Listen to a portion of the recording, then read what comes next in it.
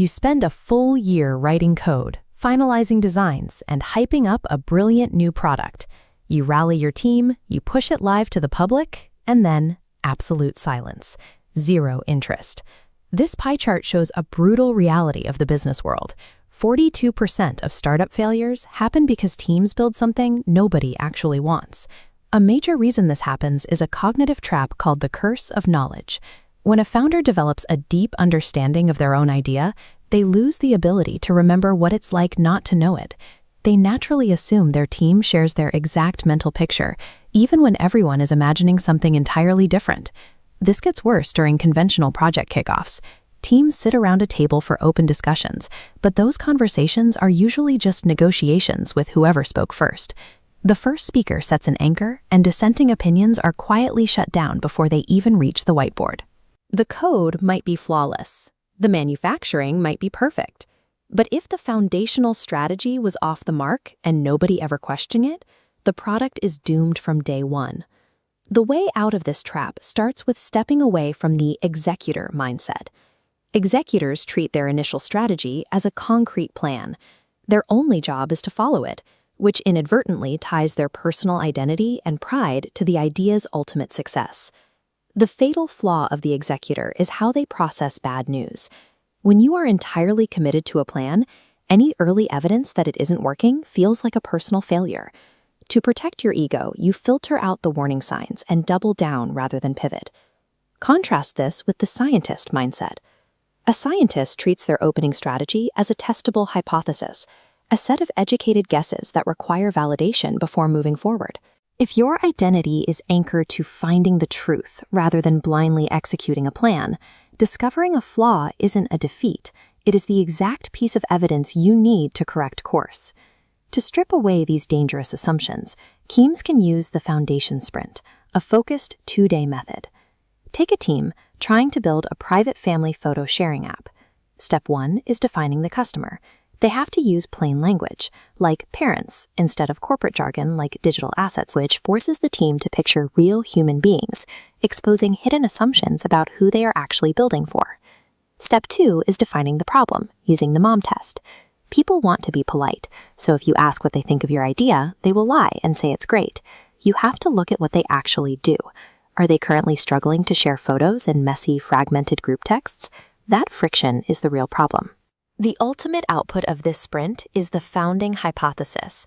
It houses all of these answers in one highly testable sentence, with clear slots for your customer, their problem, your approach, and your exact differentiation. Stripping a sprawling idea down to a single customer and a single problem leaves no room to hide unnecessary features. Capabilities that seemed crucial suddenly vanish when they have to be justified in one sentence. Adopting anything new costs a person time and energy. To convince a customer to pay that cost, your product has to be significantly better than their current workaround.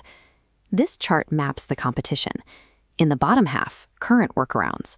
One-on-one texts are fragmented, while group texts are inclusive but chaotic. But look at the top right quadrant. The proposed app claims an uncontested space, highly organized and fully inclusive. To decide how to actually build this, the team uses a technique called magic lenses. They evaluate the problem from strict alternative perspectives, so they don't default to their most obvious first idea, like coding a complex mobile app. When they look through a grandparent-ready lens, a counterintuitive truth emerges. Forcing grandparents to download and learn a new interface is a massive hurdle. A simple email digest fits perfectly into what they already know how to do. Real differentiation happens when you reframe the category.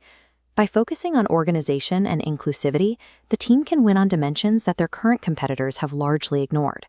The team now has their completed hypothesis. In one unified sentence, they have combined the customer, the problem, the email approach, and their specific differentiation.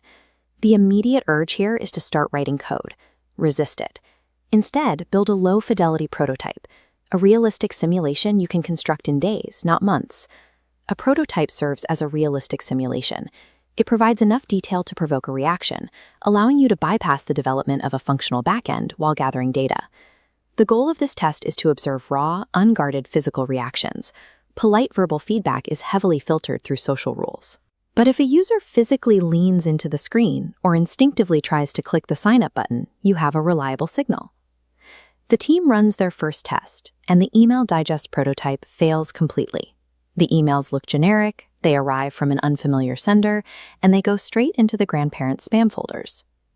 Because they didn't spend a year developing a backend, this isn't a disaster. Armed with the scientist mindset, they treat this failure purely as data. It points out a flaw in the execution, not a failure of the core hypothesis. They make a rapid pivot. The team tweaks the email subject lines to include the parent's actual name, making them highly personal. They test again, and instantly get enthusiastic engagement. This iterative cycle is entirely normal. In practice, teams usually need 2 to 3 rapid sprints of testing and adjusting before a solution finally clicks with the target audience.